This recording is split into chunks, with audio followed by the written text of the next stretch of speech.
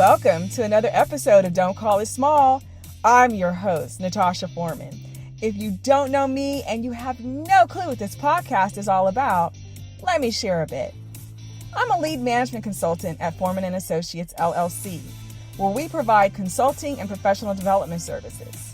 And Don't Call It Small is where we talk all things business, share tips and news that you can use, and highlight the people and ideas behind the products and services that we buy.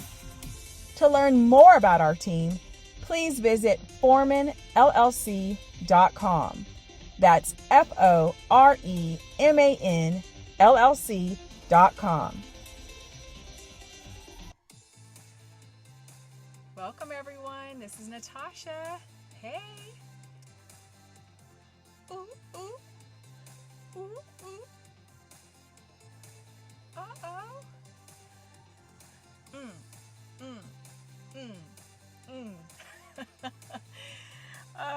Welcome to episode 77, everyone. I'm a little hyped today. Just feeling good. I hope that you are as well. Today we're going to talk about destroying the stigma of technical education and jobs. And this is a topic that is near and dear to my heart, and it's a topic that has been addressed or has been proposed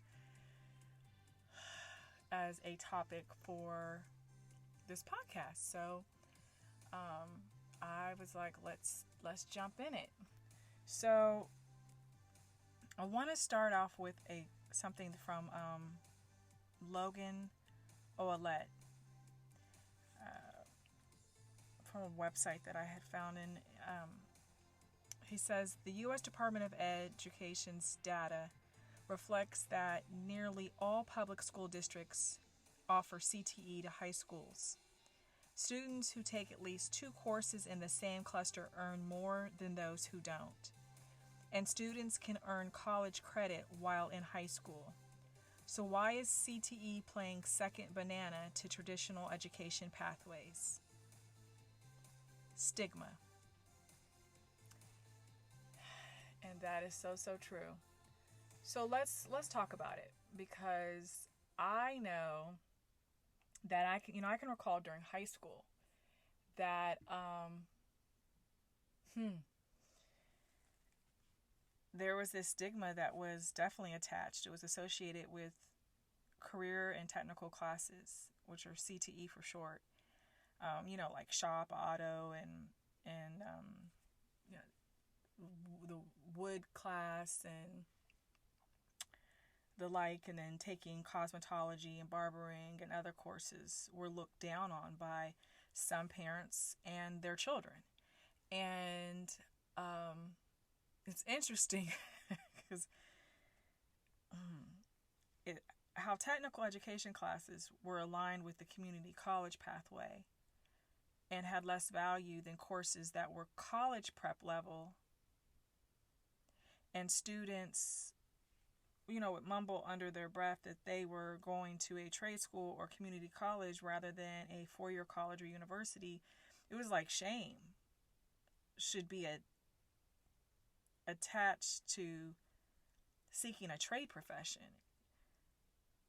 It's weird because you're pursuing a dream while and immediately after high school, yet you're treated like you're the lost child. You're treated as though you're less than. While the student who goes to the 4-year can be undeclared the first 2 years, pitter-patter and dilly-dally, choose one major in year 3, change their mind 2-3 more times, and maybe graduate in year 4 or 5, but it could be year 6 or 7 because they either kept switching majors, flunking classes, taking breaks, or all 3. Yet you have now, if you went the career and the CTE route, you've been soaring in your career with certificates and degrees from the trade school, tech school for the 4-6 years the other student has been trying to find their self in college. Yet society places greater value on the student who goes to the four-year college or university. Why? It's about image. That's the sad part of it. Image, looks, perception, branding. Before it was even called branding. Vanity. There's something to brag about. That a child went to and became an adult in college, and even bigger bragging rights come to those who go to prestigious institutions. But even after graduating, what percentage of students immediately land their dream job in their dream profession in the field they spent 4+ years in college?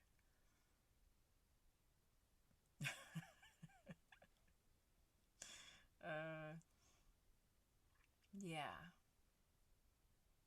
All while students who decided before or during high school that they wanted to go into drafting, design, electronics, automation, computer science, video production, photography, cosmetology, dentistry, carpentry, and other industrial technologies, public safety, transportation, and logistics, and other disciplines that trade and technical schools offer, those students get the side eye because they didn't choose to invest, or should I say waste, 2 to 3 years at a 4-year institution to focus on 1 to 2 years on their desired field of study, giving 4+ years when they could wisely invest 2 to 3 years, focus intently in their field, taking relevant courses for their field and having a higher probability of being hired before or soon after graduation in their chosen field, industry, specialty that they went to school for.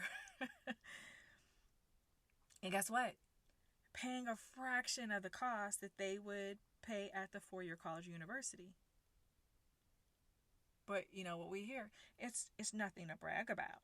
And I've heard people say that's, and I'm like, no, nothing to brag about is the university you attended and racked up 6 figures in debt and you can't repay, or a degree you may have completed but you can't seem to get a job with because either A, the degree and the associate jobs are irrelevant, or B, the market is oversaturated and shy of parading down the sidewalk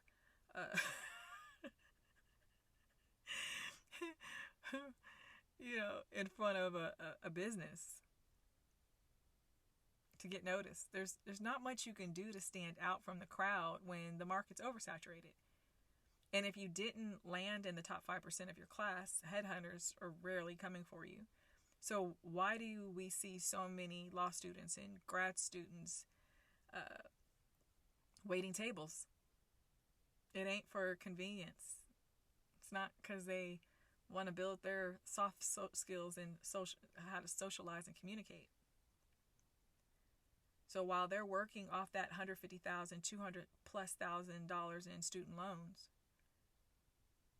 the 2-year graduate may only have a $15,000 to $30,000 debt, if that.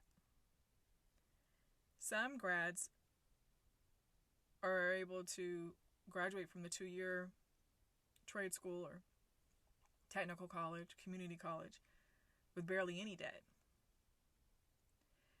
Many of you may not know that I'm a college professor, especially if you're new to listening to this podcast. So I'm speaking from experience. I teach business courses at a 4-year university and at a 2-year technical college.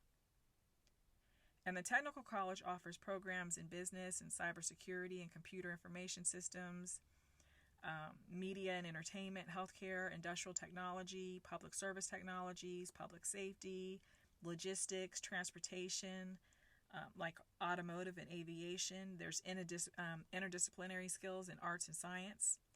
And classes include English and literature, humanities, math, social sciences. There's other programs available at the college. And many students transfer before or after graduating and go, to a 4-year college or university for a bachelor's and master's degree. Many students take their earned certificate or degree at the technical college and apply them in real time to careers in those fields and industries. I have plenty of students who, they went for that logistics and were able to land careers. I have some that were able to go the route of starting their own trucking companies.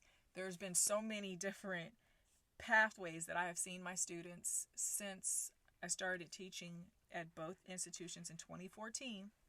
So I've been there for quite some time now, and it's been interesting to see those moves. And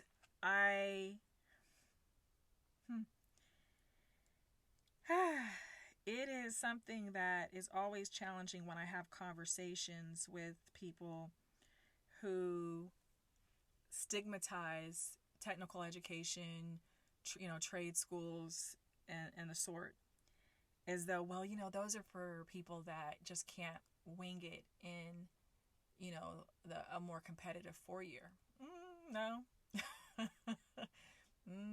Not at all. Not at all. And I have students that have been able to start their own company, as I said. And what's great is that the college offers evening and weekend programs. They have dual enrollment.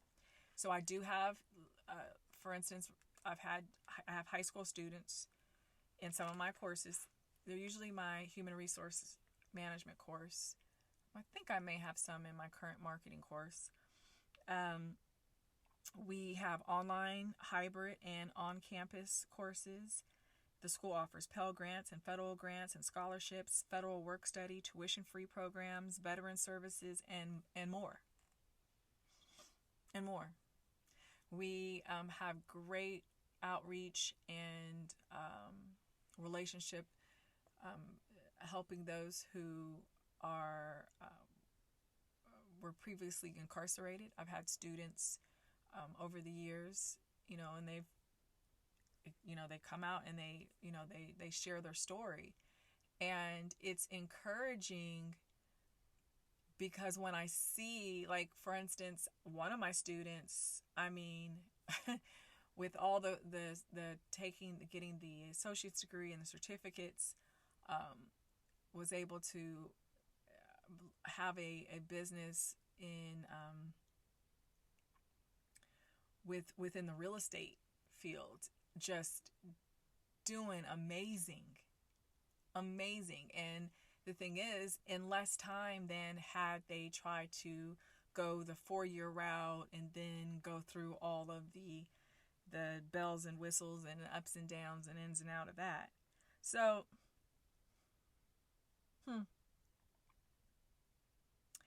I see that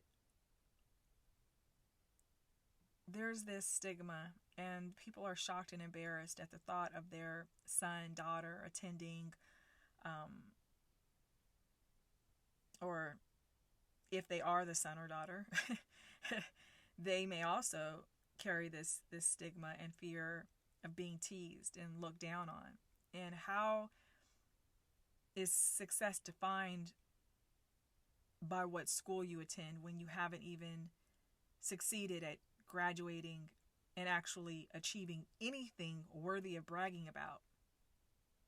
If you're into bragging, you're still wet behind the ears. Your child is still wet behind the ears. They're still trying to figure it out. Hence why when they come in and they keep changing majors, or they're undeclared, or they're only picking a major because you said that's the major they need to be in, and they're miserable, and they spend 2 years doing general ed classes, and then they get into this major and they're like, this isn't what I thought it was going to be. And we hear this. So many of us have experienced it. And yes, many people learn the skill of relationship building, aka networking, aka hobnobbing, aka rubbing elbows, aka social climbing, aka playing politics.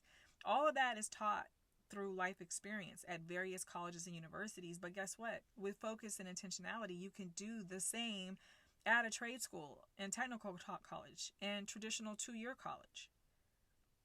Many professors at these schools work in the fields they teach, which is mostly not the case at most traditional four-year institutions, especially not research institutions and ones where being published in academic journals is more important in value than the resume that shows you have actually done the work in the field and not just studied and theorized it to peer review death or heaven, depending on one's perspective. A recent poll by Gallup showed that 2 out of 3 Americans rank a community college education as high as a 4-year program. The group that disagreed, which group do you think disagreed with that? If you said the ones with post-college education, you're right. They were 10% more likely to value the 4-year program over the 2-year one.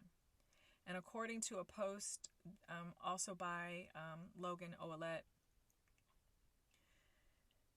well, it's the same post from that I quoted earlier. He wrote that CTE is wrapped in a stigma that is built on old and false ideas. Students graduate from high school in higher numbers, have the same post-secondary education success as their peers, and perform better in the job market. And that was using data from the U.S. Department of Education and other sources. So you're looking at all these false narratives about trade schools and technical education and 2-year colleges. And I will say this. Now, as a professor, I do have issues with programs that offer, an associate's degree, but that particular program in that field, based on how the field is slated, there's an expectation that they're going to need that bachelor's degree. And the problem I have is that oftentimes when there's a transferring, if they're going, or if they're at a 4-year, right, and then they're pursuing the associates, or if you're getting the associates to then transfer for the 4-year, what my issue is with the amount of tuition that is associated with that. Because if you know that this degree is going to position them where they have to go get the 4-year in most instances, unless they can secure a position that will allow them to learn in the field, the tuition should be considerably less. It needs to rival the tuition at a 2-year college. When 4-year institutions are charging just a smidgen less than they're charging their 4-year students, I have issues with it. So that's just my qualm about that. We do see that in certain instances, what we had seen for 20 years was a habit of forcing people to get their bachelor's and their master's, and it was like, goodness, and then people had 2 masters. But what we've been seeing in the last 7 years is that there are disruptors in these industries and fields that are saying, we don't care about your 4-year, or your 4-year degree is, so if you have a degree in English but you want to come over here and work with us in the tech space, come on over. We can teach you. Because in every position, in every job, even if you have a degree, you can be an electrical engineer. When you go to that company's like, okay, great, you understand the basics, blah, blah, blah, but we're going to still teach you our way. You can know how to code, but they're still going to say, all right, great, let's see this and that. Okay, but this is, we kind of do things this way. And so we need you to align with our way, our system, how we flow. So you're still being taught. You're still being, you're still learning how that company. And so with that, that's the reason why we're seeing companies that are like, well, since we're going to have to train them anyway, if it's not that big of a haul, then we can do it. But I want to share something, because we have so many people that have this elitist mindset, or we have this victim. Sometimes sometimes on a flip side, it's a victim mindset of, this is the only way that they'll be able to make it and survive if they have this 4-year degree.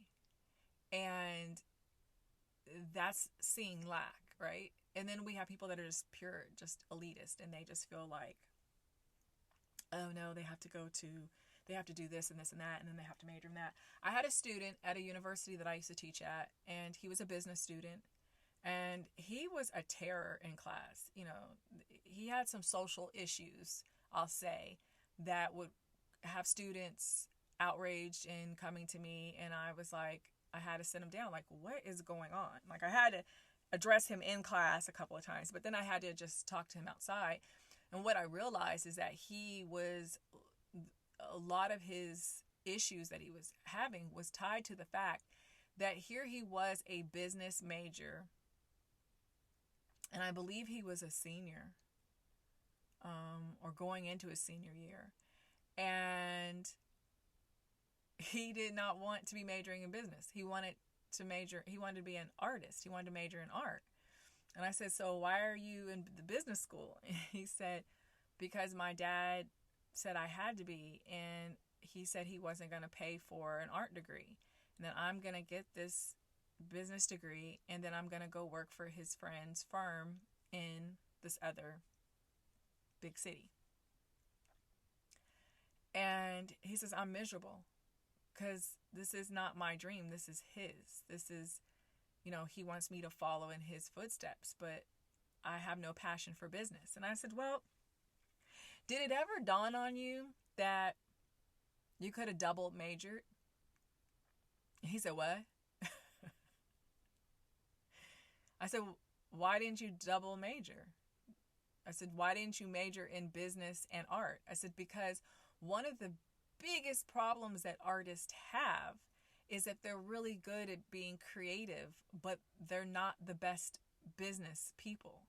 And I'm like, so if you would have come with both backgrounds, you could have worked in the art field and been an absolute blessing to, as an artist yourself, but also to other artists, because you'd come with the business acumen.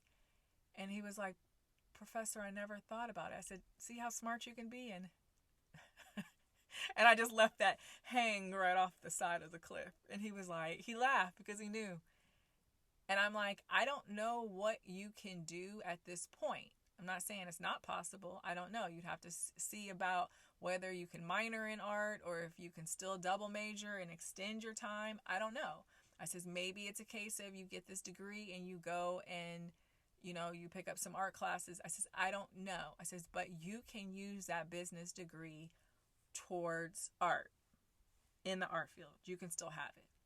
Now, thinking of some of the world's artistes, creatives that we know of. Did you know that Tom Hanks went to, I believe it's called Chabot or Chabot Community College, and then he transferred to Cal State Sacramento, dropped out, and became an actor. Other actors also went to community colleges. We had Morgan Freeman, Jessica Chastain, Halle Berry, Billy Crystal, Clint Eastwood, Eddie Murphy, and a long list of others. Some graduating, transferring, or pursuing their career and not finishing.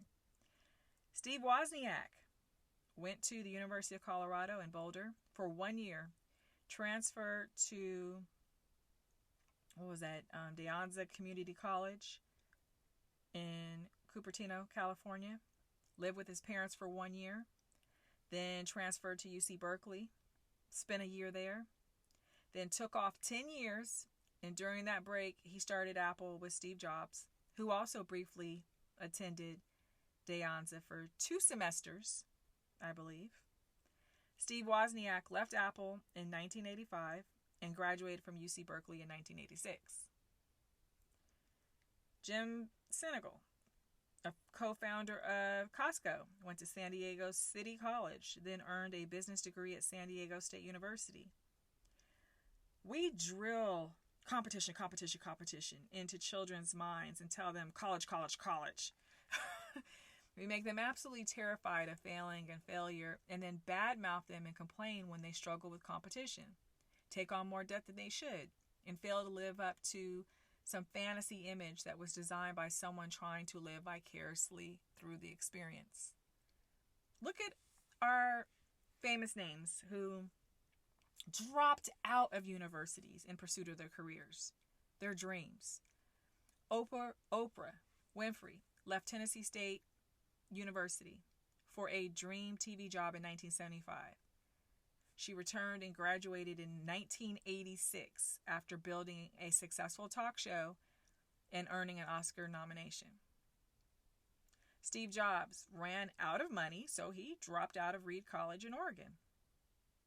Mark Zuckerberg dropped out of Harvard in 2005 to chase his dreams with what used to be called the Facebook.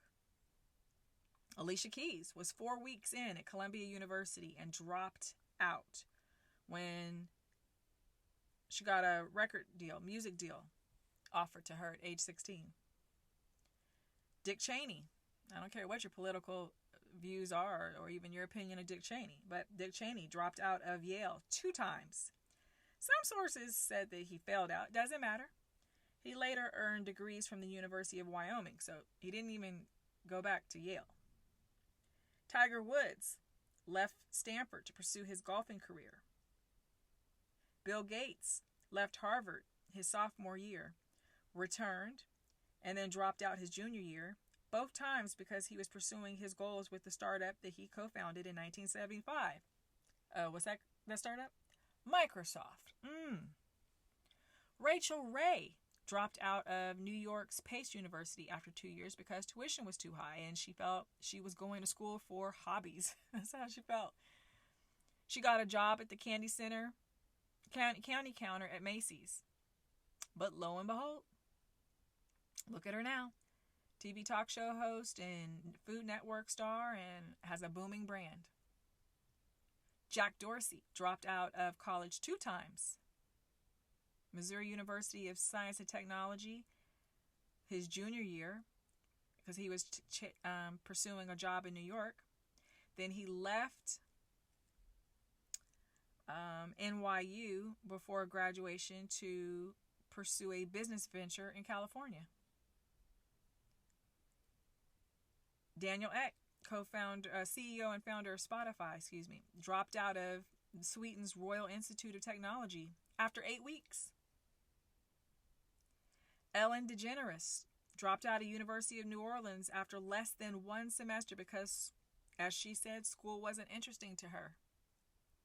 Now, I can go on and on and on.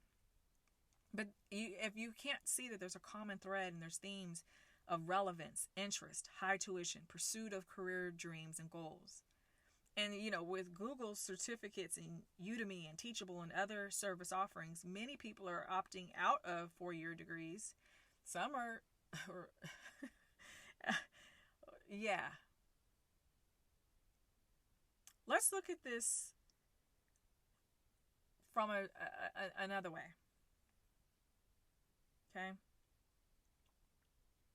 As I briefly mentioned earlier, your first 2 to 3 years of undergrad, you're focused on your gen ed courses, not your major. So you're focused on, the interdisciplinary studies, math, English, science, history, all those, right? Whatever electives that are in the core of that. By the time many of the people that I mentioned just earlier got to their junior year, right, or the end of their sophomore year, so after they finished those gen ed requirements, they dropped out. Because those first 2 years, they aren't learning the things that are relevant to the things that they're dreaming and wishing for. And whether you're working 2 to 3 jobs on scholarship with grants or you're racking up student loan debt, those first 2 years can feel like torture because they're not focused on what your passion is, what you're drilling in for. Now, I mean, if you're an English major, well, then the interdisciplinary, of course, you'll have the core English. And so you're thriving because then you just blend right into, your major. Math, same, right? If the core is there, you're like, okay. But for many students, that's not the case. It's just like, it feels like an extension of high school.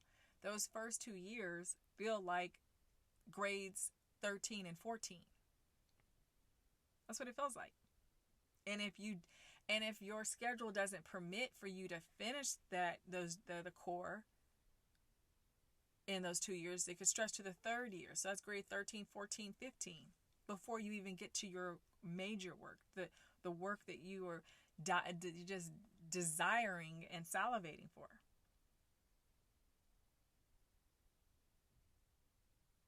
So you don't get into the core of your major until towards the mid or end of your junior year. Maybe for some, not until their senior year.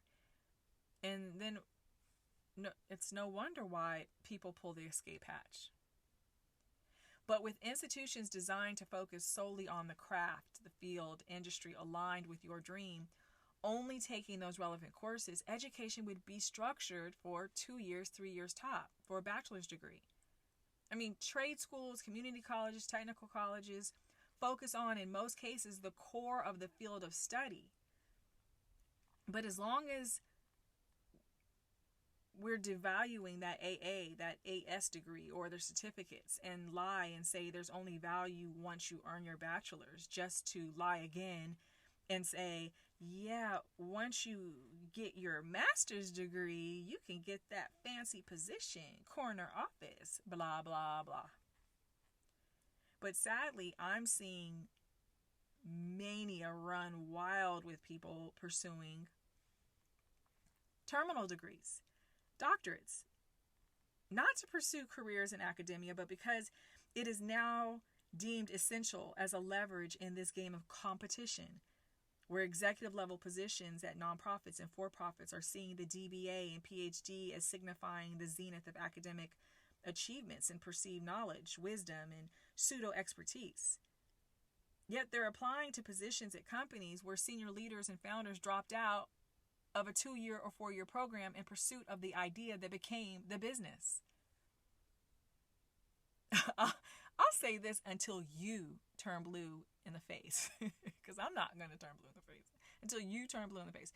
If your dream and goal is to be an entrepreneur, and I'm always going to say this, you don't need a bachelor's degree or master's degree. So you don't need a BA, a BS, an MA, an MS, an MBA, a DBA, a PhD, or JD to start and build a business. If you want the foundation and just reading books and attending workshops and listening to podcasts and getting help from SBA.gov and other sources isn't enough for you, then go to a 2-year college that offers a program in business. And better yet, if the business field or industry happens to be a technical one where the school offers a program like, culinary, logistics, cosmetology, barbering, computer science, etc. Focus on the technical program and overlay and intertwine business courses that the program may not fully offer, like additional marketing classes, HR courses, management courses, financial accounting, and then connect with every professor, director, and administration leader to mentor, coach, sponsor, and provide you with the access to their Rolodex. Excuse me. Contact list of connections. Look, only those of us at 40 and older say Rolodex. And maybe I'm only one of few that still does, but I'm going to say it.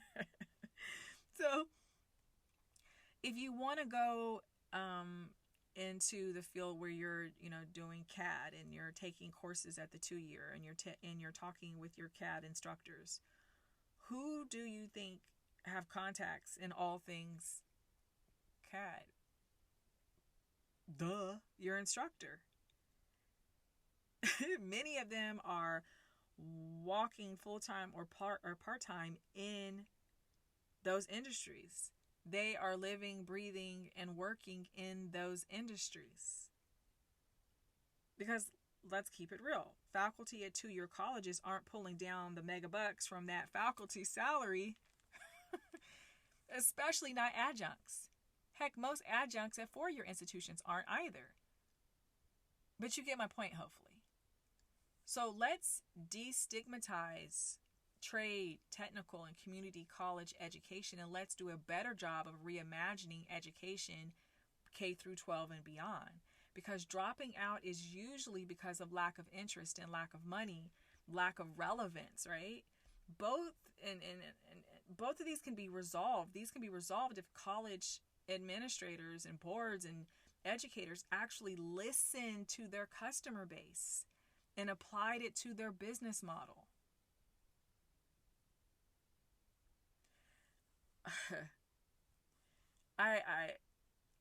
There's a quote I want to share with you.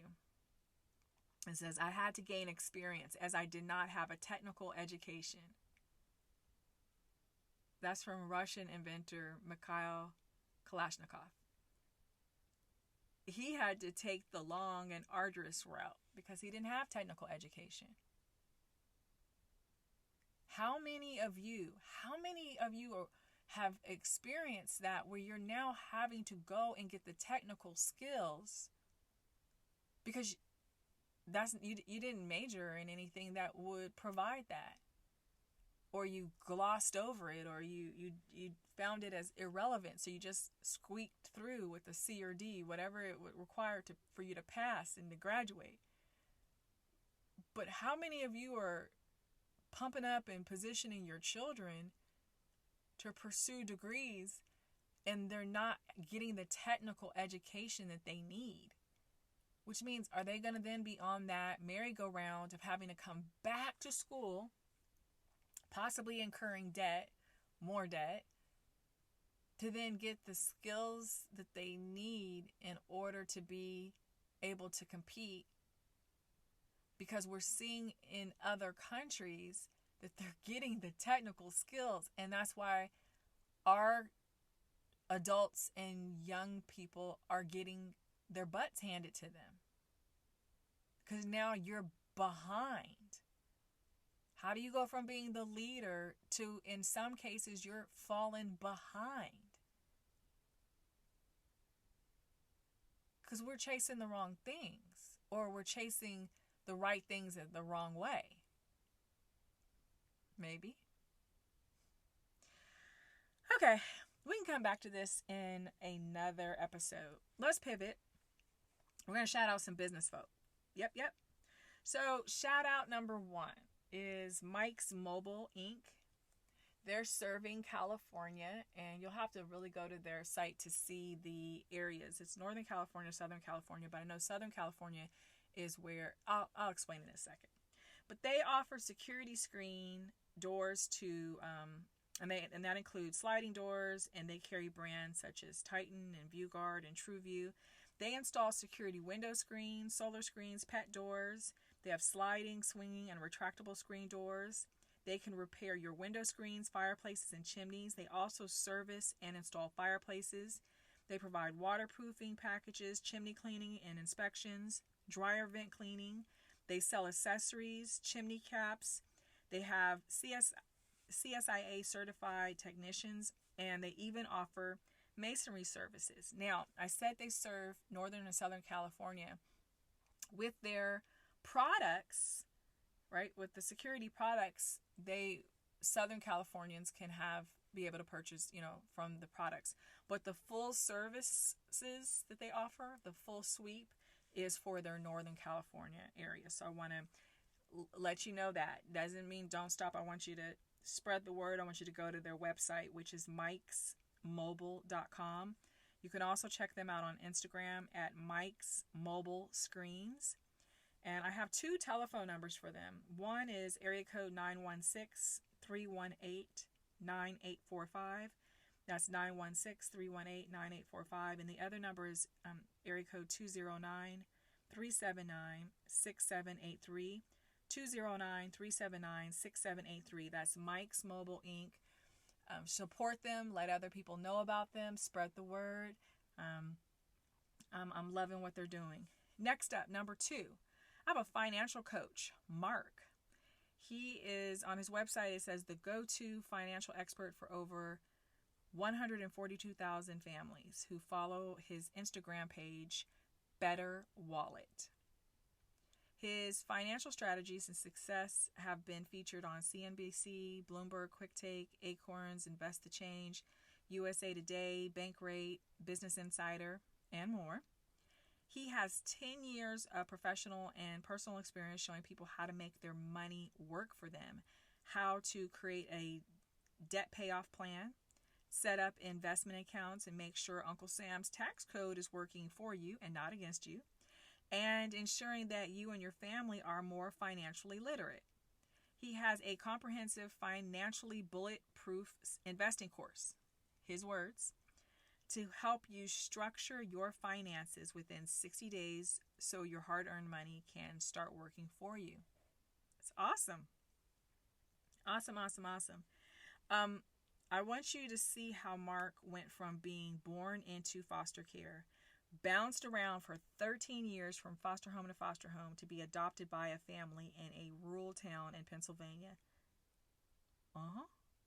Also, that small rural town in Pennsylvania was one of the poorest towns in the United States. And when you go to his website, you can learn about how he self-funded his college education by working odd jobs and leveraging student aid. But then he graduated from college with no finance skills. And like many of us, he was struggling. And even after working his way into the largest mutual fund in the country, I won't say the name, he ended up he was living paycheck to paycheck. He was like, what's really going on? So I want you to visit his site, financesincheck.com, to learn how he went from all of that to now having a 6-figure investment portfolio with zero debt, and he's a full-time business owner. So if you're ready to make your money work for you, you can go on Instagram, see Better Wallet, and his website is Finances in Check. Finances in Check. Go check him out, support him, share with other people, spread the word. Spread the word. And that's a great tie-in to this conversation, right? When we're looking at how we can better invest our time and money into our education and our career. Third shout out is Curtis Williams. He's the owner of Training Camp. He says he's a premier sports performance coach. He's a former NFL wide receiver and has trained athletes and celebrities, and he's focused on helping you feel good, look good, get stronger and healthier. Curtis offers virtual fitness coaching sessions and training camps on Recess.tv. He's certified through NASM as a performance enhancement specialist, and his training camp provides a workout for all ability levels, and he incorporates core exercises, speed and agility drills, plyometrics, footwork, total body strength. He also has various programs, a 4-week resistance band program, a dumbbell program. Check those out at trainingcamp-nyc.com. You can also call or text with questions. The number is 646-912-1738. That's 646-912-1738. But that's not all, folks. That's not all. Curtis also designs custom sneakers. Yep, you heard me. Custom sneakers. Check out his Instagram page. It's D1 Vision 1 Customs. D, the number 1, Vision, the number 1, Customs. To see his custom wearable art, you have to DM him for inquiries and prices. Now, disclaimer, he isn't affiliated with any of the brands that you'll see on his Instagram account, so don't start that rumor mill. You can follow him personally on Instagram at Curtis Williams 17. Yes. So I want to make sure that you guys are supporting these businesses, letting other people know, shout them out, follow them on social media, and spread the word. Spread the word. So, you hear the music. It's that time, guys. It's time for us to, you know that music. It's time for us to go our separate ways. But before we do, let me share a quote. This is a way back in the day quote. It's going to blow your mind quote. It's from John Dewey. He said, vocational training is the training of animals or slaves. It fits them to become cogs in the industrial machine. Free men need liberal education to prepare them to make a good use of their freedom. Let that sit in. Let that marinate.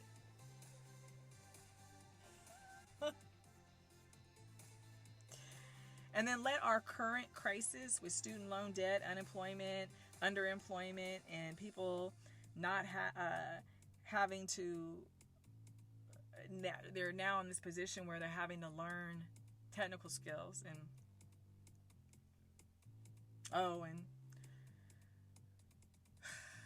all of the issues that we are seeing. It's interesting what we did not know, what people did not know, what we do know now. But if you're still going to live and think and behave as people did in the past, as you did in the past, you won't get anywhere. Your legacy ends when you take your last breath. Like, let's keep it real, folks. Let's keep it real. We need these skills. You have to be well-rounded. It's not either or, it's and. Oh, and to learn more about Grow with Google's career certificates, visit grow.google/certificates. Yep. So with that, thank you all for your love and support. You know where I'll be next week.